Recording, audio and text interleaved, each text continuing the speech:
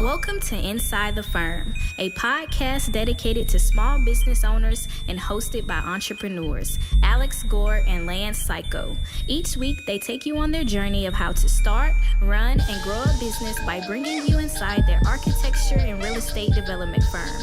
Get a behind-the-scenes tour of how these business leaders manage their clients and foster company culture while creating new and innovative projects. And now your hosts, Alex Gore and Lance Cayko. Lance Cayko, have you ever wanted to see your face bigger than your face? Have you ever said, like, my head is huge enough, but... Metaphorically, physically. I would like to see it 2 times bigger. I haven't said that today, but maybe before. So, if anyone ever wants to do that to yourself, you buy a 75-inch Dell touchscreen. Wow. Your face can be double the size. Double the size. It's huge. You can blow up drawings on there. It's basically like a presentation touchscreen slide for your firm. I've had it on multiple occasions. Know what it also works actually well in? Zoom. So it's like city council meetings now. So good. I'll have all the city council up there on the screen, and then I'll have my computer for Revit or whatever else I want. So if you didn't know, Dell offers that. Touch screens, TV screens, huge, 65, 55, 75. I think they have an even bigger one, which would be crazy. 84-inch.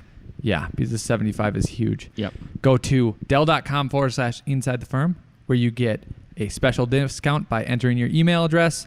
More discount than you get anywhere else. Shows that you're inside the firm listener. So buy something new. If you're going to buy something anyways, please go through that link. It helps support us, and we help support you. Al, have you ever wanted to not see your face huge? 2 times. But maybe you have actually, and then you want to hang that TV, and you're like, I need a bracket, but I need to specify whatever bracket I need. Because we need to do 100 of them. 100 of them. Around a stadium, so I can see my face as I run around the stadium. Where are you going to get that kind of content? Elon Musk. ARCAT.com. Oh, I was close. That's the place to go. I was so close. If you are looking for any kind of building information content or to produce a spec, maybe you've never even made a spec before and you have no clue how to write a spec. I don't have a clue how to write a spec. Yep. But I can go to Spec Wizard on the ARCAT website, take care of it, walk me through the process, makes all kinds of sense. So if you're looking for any of that kind of stuff, go to arcat.com. That's ARCAT.com and start building better content today. Lance Cayko, have you ever wanted to model? Have you ever wanted to model your face in Revit? Actually, yes. Well, don't. That's a terrible idea.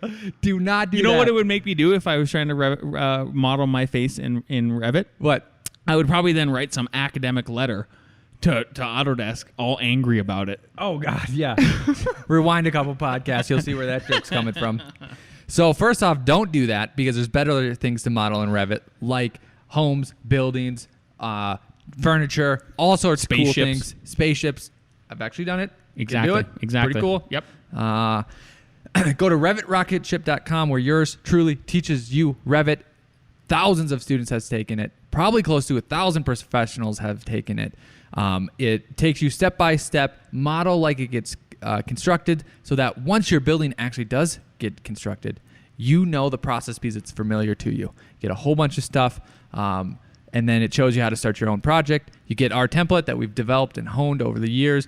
Bunch of cool features. Like let's say you model the structure too, because you're that awesome. You can go to a 3D view, foundation view, and you see just the concrete structure, or you see the floor box. You see all that kind of stuff. Helps people visualize it better, helps you look cooler, more awesome. It's not that expensive. Skill yourself up, RevitRocketShip.com. Bam. Now we have some fan mail. I want to read some fan mail. I got a private message the other day on the Facebook. Yep. This fan mail is from Colin Laurie, and he says, Yo, just wanted to say thanks for the thumbtack advice from the Entree thread, Entree Architect. I turned on the targeting and added Calendly. I've got about 8 to 10 leads, including a 20 townhome project in the last 3 weeks and almost 100% response rate by just sending the Calendly link with a short note. Awesome. That is direct advice from yours truly, Lance Thumbtack Cayko. Revit Face Cayko. Revity Face Cayko. Make it happen. I'm telling you, it works. I think there was another thread that came. So explain So you get Thumbtack. So get Thumbtack, you have to turn on targeting, right? So if you go to your Thumbtack account and you go to your profile, what you got to do is you have to turn on targeting. So for me, what it's turning on is I turned on the targeting for architecture projects, right? And then you can set a budget. I'm not going to tell you what our budget is, but then it actually is $1 million. You see how you wish we'd be if we had that kind of advertising budget. That instantly makes it so that you're actively, both the people that are actively looking for you and you are makes you more active in looking for them, right? Then the second key that I have recommended over and over again is go to Calendly, CALENDLY.com. Check out this app. This app is my favorite app for this whole year. I use it. Gosh, I use it almost. I bet I use it every day at least twice now. And not even just with Thumbtack, but I'll get phone calls, obviously, because we're on Google Business and all the other stuff, and word of mouth and stuff. So I'll get phone calls from people. I'm driving a lot. Al drives a lot. If you're a business owner and somebody doing sales, I guarantee you're driving. Like maybe half of the time in your business is what you're just driving or going out and meeting people and all that. I get calls. I don't have time to look at my calendar. But I do have time at a stoplight after I get off the phone with that person to say, hey, I love what I hear. I'm interested in your project. I would like to offer to come out and take a look at your property. After that, put together a proposal. Is this your cell phone? Yes, sir. This is my cell phone. Oh, okay, great. I'm just going to text you my link to my calendar. Find a time that works for you, and it'll automatically schedule us. It automatically works with Zoom. By the way, these are not sponsors. I would love it if Thumbtack and Calendly became sponsors because we're so positive about them. But those two apps put together, I'm telling you, for sales is the way to go to start just making your life a lot more automated. And other people want easy, right? They want the easy button. They don't want all these roadblocks, especially with an architect. Especially with any building project. Like, make their life easy. If you can be the easy button for them, then once you're the sticker shock button for them, it's not as bad. And they'll hire you, and you'll get the business, and you'll keep rocking. And you'll do what we did. Increase sales, like, I don't know, we're like number one in some category of BizWest this year. Yep. I have a question for you, Lance. Let's say you're going after a client. Oh, God. Let's say it's a bar or a restaurant or any kind of business that you can go purchase something, hang out at. Could be a library, could be Top Golf. What would you do to make sure you land that? Tell you what I would do is let's say it's a brewery. Let's say you go to this restaurant, you meet the owner, you meet his wife, you meet his dad even, and you love the project and you love what they want to do. What I have done recently is that exactly happened to us, and what I did is I really liked their atmosphere, and their food smelled delicious, and I haven't been able to take my wife on a maskless date in centuries, and so we went out to this restaurant. I'm not going to say where it is, but I went back there as a patron, and the owner was surprised to see me, and I said, "Hey, man, If we're going to work together, I figured I should come try the food and especially the beer." And it put us over the top. And my wife was there with me, and he basically says, "Oh yeah, my wife says you're the architect for us." And he's like, this just kind of puts the cherry on the top of things. Seals the deal. Yep, seals the deal. I'm gonna call Jerry or whatever the other architect's name on Monday. Yep. And tell him we're going with you. And and I go, yeah, no problem. Again, I'll you'll see a proposal in your inbox in the morning on Monday, and boom, we got the verbal on the project. I believe yesterday I texted you and said we got that. So for us, it's a huge project. But the lesson is, if you have the opportunity to go be a patron in between the initial meeting and delivering their proposal, that cannot hurt. That cannot hurt at all. Just one more little look. I care about. I'm totally into what you guys are doing. Yeah. Like, I support what you guys are doing, because one of the other reasons why I did that, it wasn't just a date night. It was, they told me specifically, one of the things I was listening, when I'm using my listening skills during that meeting, was they were really off put by the other architects who just they didn't even care to meet with them or anything like that. They were just like, here's a number, like literally over the internet. And I've done that too. I have too. When I feel it's right. But for this kind of project, I mean, this is one of those projects, I think, and the way they wanted, the way they're describing what they want, they want it to be an icon of the town. And I'm like, oh man, those are kind of like once in a lifetime. Yep. Once in a generation. Like you really, you don't lower your fees and get crazy like that, but know that what are the other things you can do to step up your sales game and look like you are. Look, I know you guys are going to invest money in me, so I'm gonna. How can I invest myself and interest into your business? Yep. And the reason why it'll probably be hard to do this, but I expanded and said other businesses, is because let's say you're going after a library and 5 architects are going after it and you meet that week. Well, that Saturday, take your wife and kids, take your husband and your kids, take yourself, go walk around. And honestly, you might bump into the manager, which would be great. Worst case scenario, you're going to get a better feel for what it is. So then maybe you're having a conversation later and they say, yeah, we don't really like this about the library. And be like, yeah, I was there Saturday. I know exactly what you mean. So just try to think outside the box with that. Yeah. I got a question for you, Al. Ooh, okay.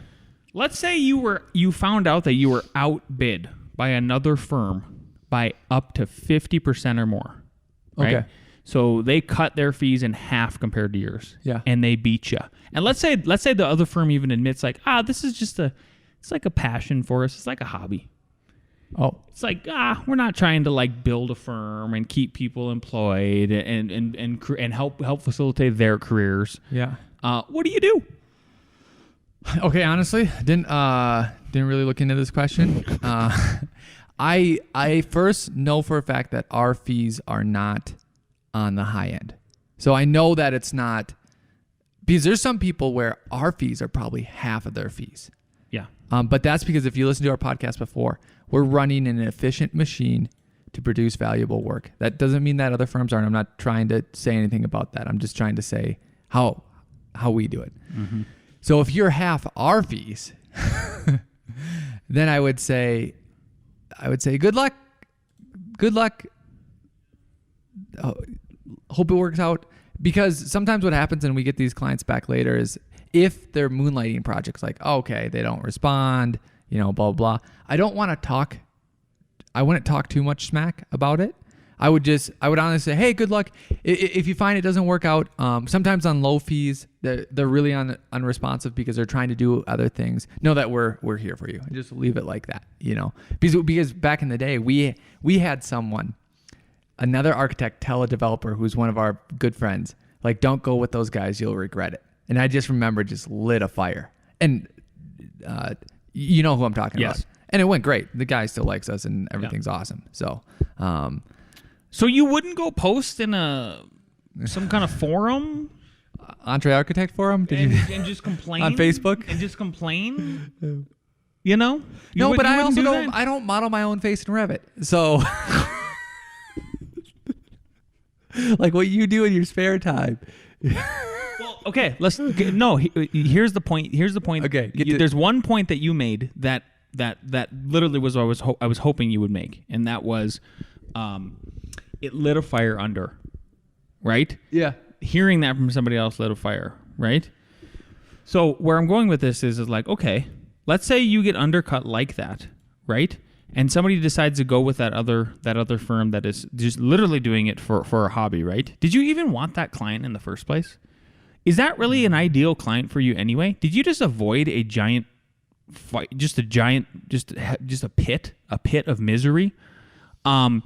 And then here's the other thing. Maybe you are charging too much. So maybe you need to streamline your business. Maybe you need to go to revitrocketship.com and you need to honestly get your crap together and make it so you are an efficient modeling and design entity. So that maybe you need to streamline your proposal. Maybe you need to whatever you got to do to reduce your overhead so that you can be more competitive.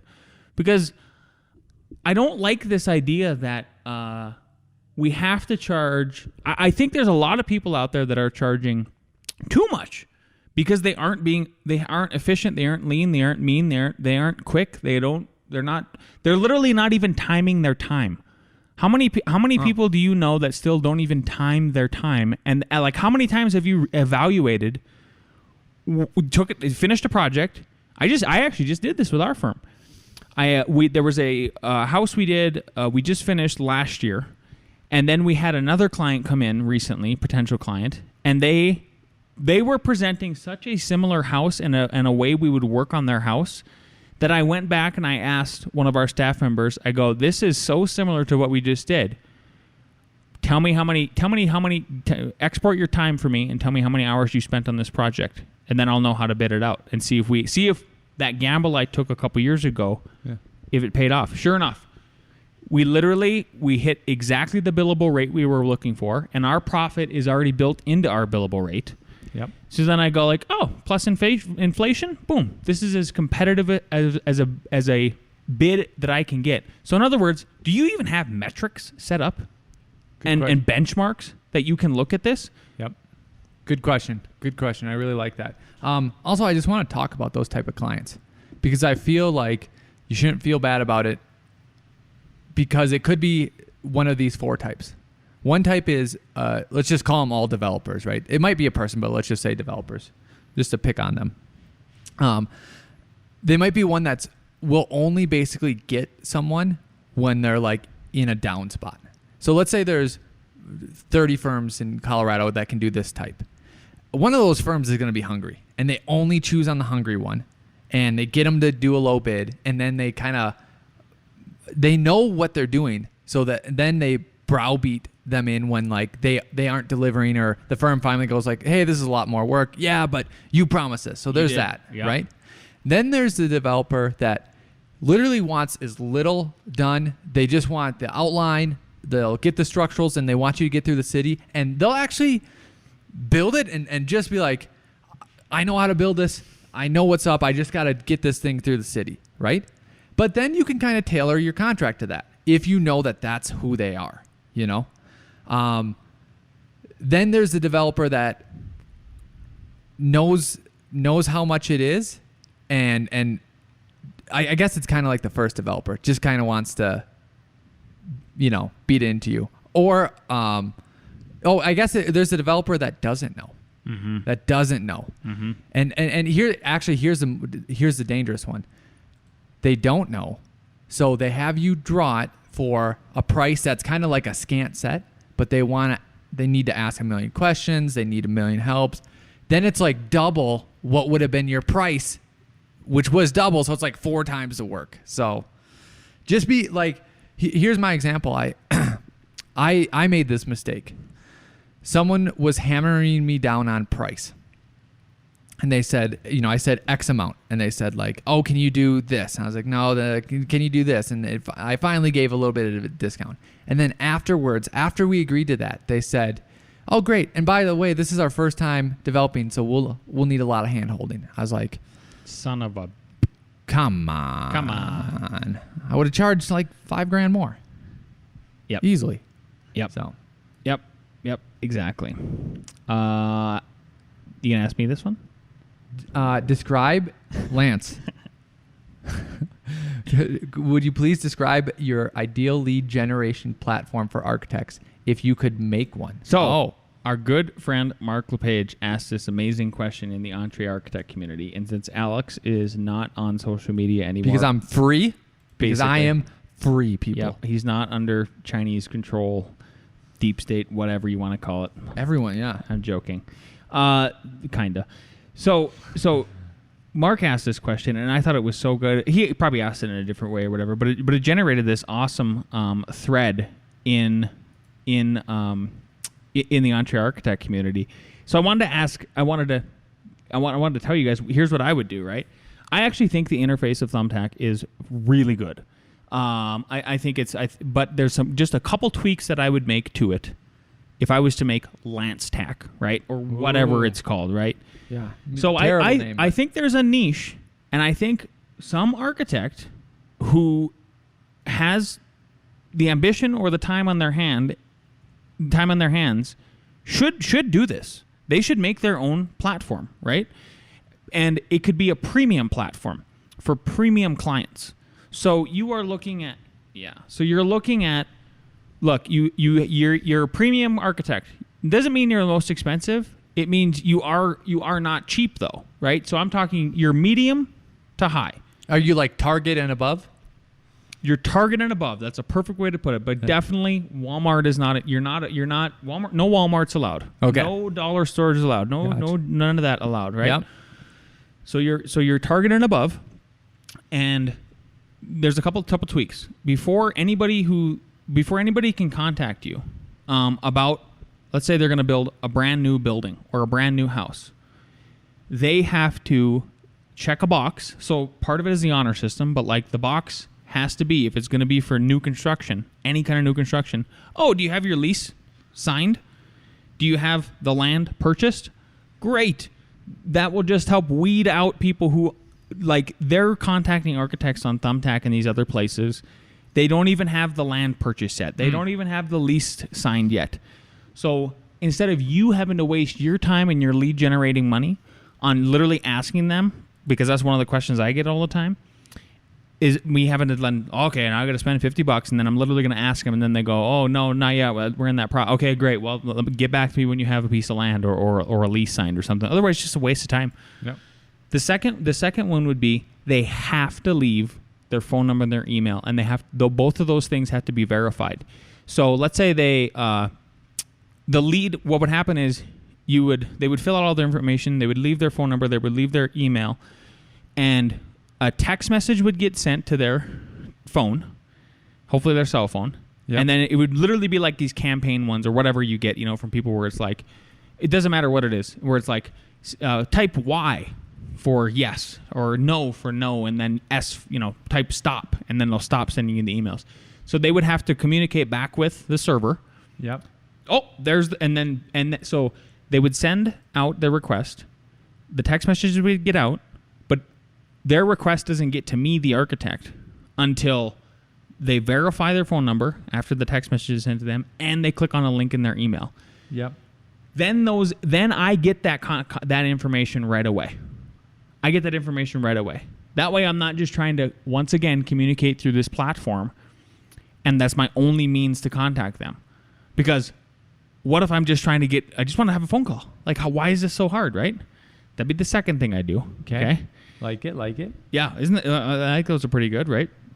And then the third one is there should be a private coding. So, like, you should be able to put in your price range, right? So, like, you could automatically get sorted already through. Oh no, this wasn't the third one. The third one was, you understand if you're a potential client and you're going to contact me, you read through very, very bold print, and it says, by the way, this platform allows for mutual reviews.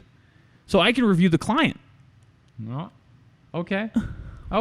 So those are your three big points. This is all the tweaks I would do. Okay. This is all it freaking takes to make a nearly bulletproof platform. Let's Play devil's circle this. advocate? Nope. Okay. Nope. Let's complete this circle. Yep. Complete this circle. So there are suggestions from the architecture side, right? Now, do you have suggestions of what would make it appealing to the customer side? Like like they're going to jump through these extra hoops or whatever. Like, what makes it better than? That's where I would add the fourth one that I stopped myself from really elaborating on, is like, they want to know how much stuff is going to cost. So I think it's the onus then gets put back on the designer, the architect, whatever. And they're upfront about so it's kind of like medical billing, right? One of the things that bugs the hell out of you and me too is like, oh, I don't know what this is going to cost me if I got to have a surgery. It would be nice if let's say it's an elective surgery on a knee. Yeah. Oh man, it'd be nice if I could go to Longmont United Health, if I could go to Centura, if I could go to whatever hospitals up in Fort Collins, and I could see prices. Then I could decide, and then there's finally some competition happening. So there should be some pricing up front. That the only way you can see it is if you've done the trust thing, right? So as the customer, I've verified your email, I've verified your phone number. Then you can see some pricing. Like, somehow there has to be like mutual trust and people giving a little bit to get that trust to happen, right? The risk I could see with that is like, oh, what if it's like what we did when we started like over 10 years ago when we went fee fishing with Craigslist.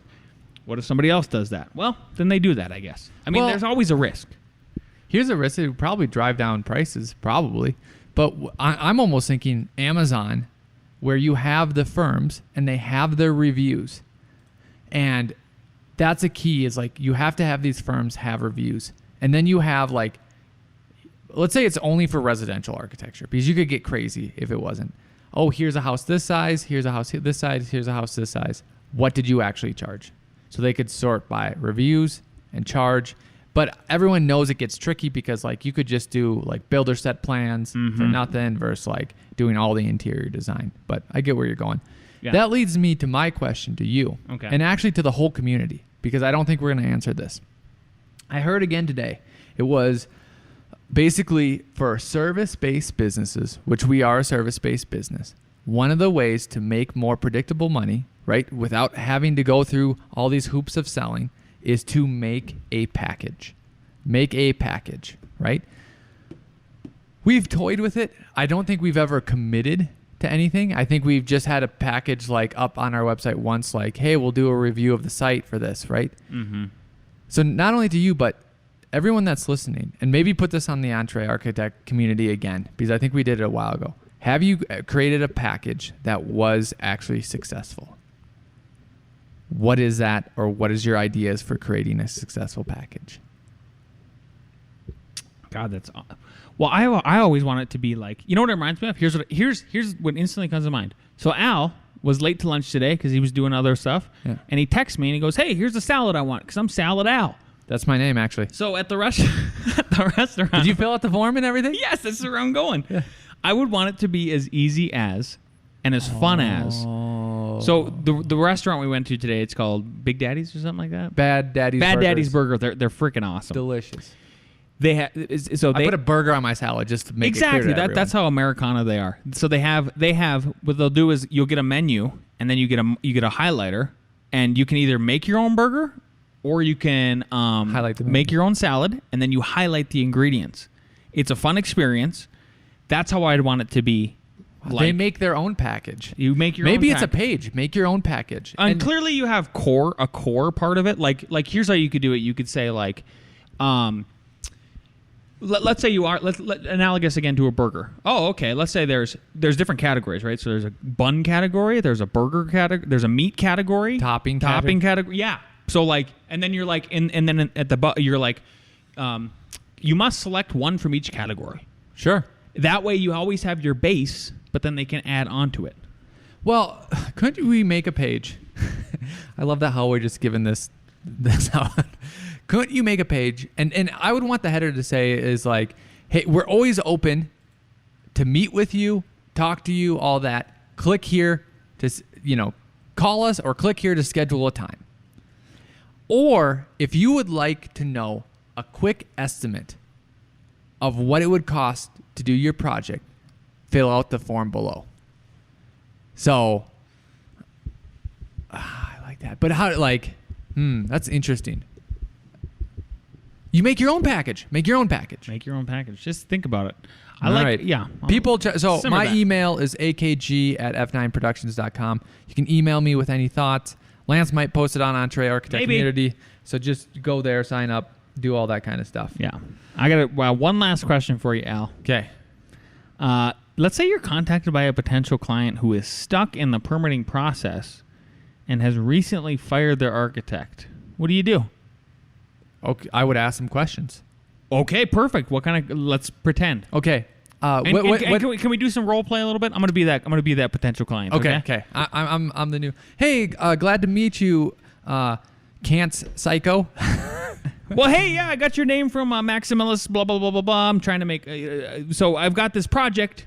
And I just hit a snag with permitting. We've been in limbo for a while. I've been trying to get it done since 2018. That's kind of where I'm at with things. Do you currently have an architect? No, I don't. I did have an architect, but then I fired him. Gotcha. Gotta say that part. Okay. What city are you permitting? Denver. Denver.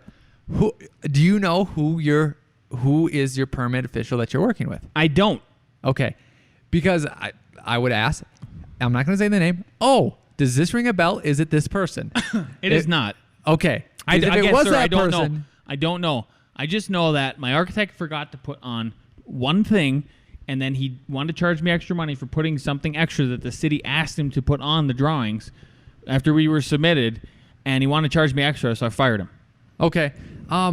It's actually, honestly, it's actually hard to know what the city wants because I've permitted in Denver in many cities, and not only are they unclear about what they want, they will sometimes change their standards. They will also do it in the middle of your project and then ask you to not comply with the ones that you started with, but the new ones.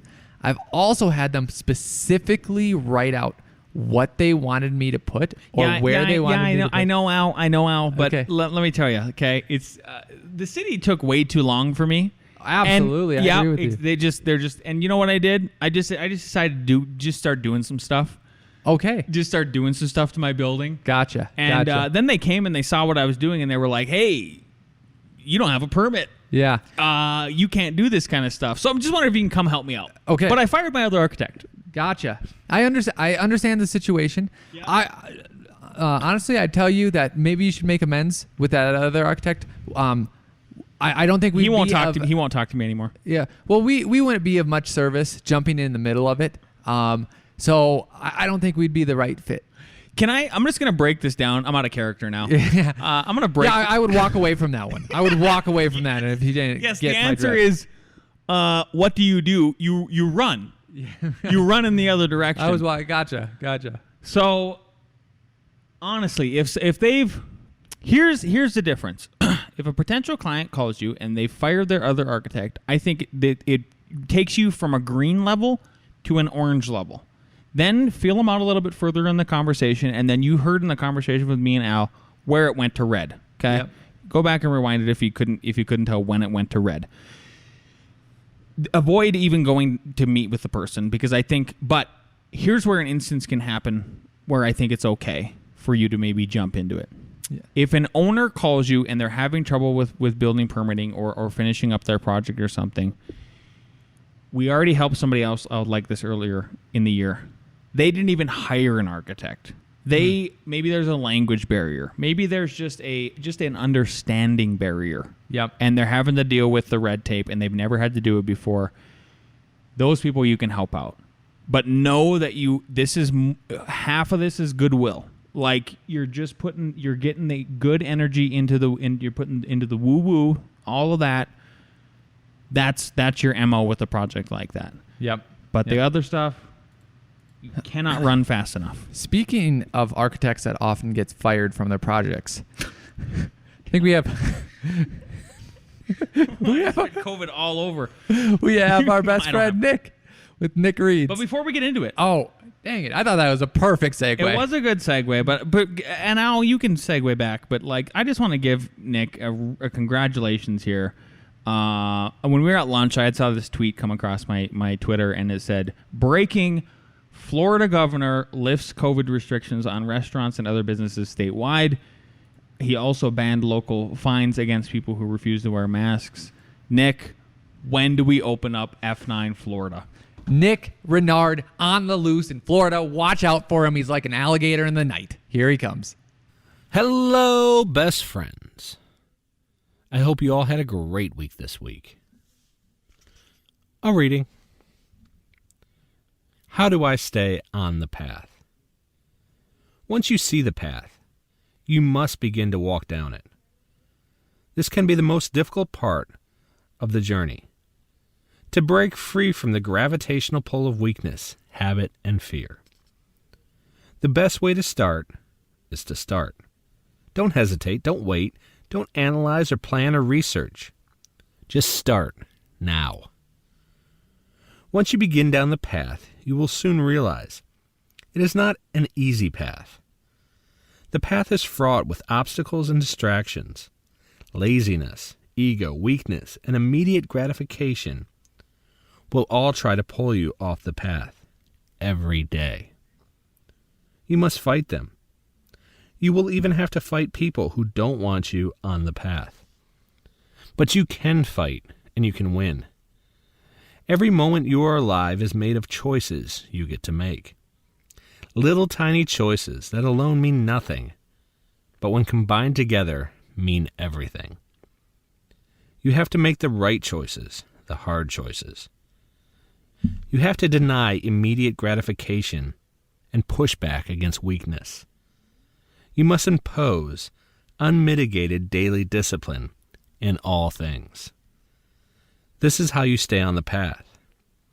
We must stay on the path if we are to become an eminently qualified human. But what does this eminently qualified human look like? What are the attributes of this person? An eminently qualified human is a person who has achieved mastery in every facet of life. This person has reached their full potential in every measurable way. This person lives the code. But in order for us to live the code, we need to clearly define its parts so that we can evaluate our progress every day. We need an evaluation system to grade ourselves as we attempt to follow the code. And it should be hard. The bar must be set high. It should be near impossible. But just in striving, we will become better. And we must implement discipline. We must aim to implement unmitigated daily discipline in all things. It is the only way. There are countless aspects of life, each with a varying level of importance. But what are the most important? What aspects of life should be focused on? Where should the pursuit of excellence be concentrated? It's easy to say that everyone's life is different, and that it is impossible to qualify categories that are the most important. But that isn't true. There are some things in life which should be universally placed in the forefront of our efforts as human beings. To that end, here are the most critical parts of being an eminently qualified human. How they should be measured. This is how we set a standard. This is the code of evaluation.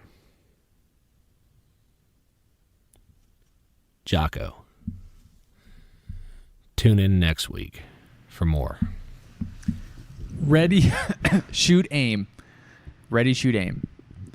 That's how it started out. There you go. Get after it. Stay on the path.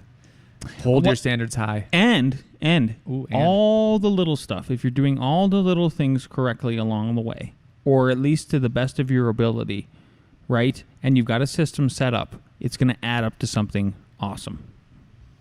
Cool. There you go. Let's bring down the crew Okay. for A.R.E. Jeopardy.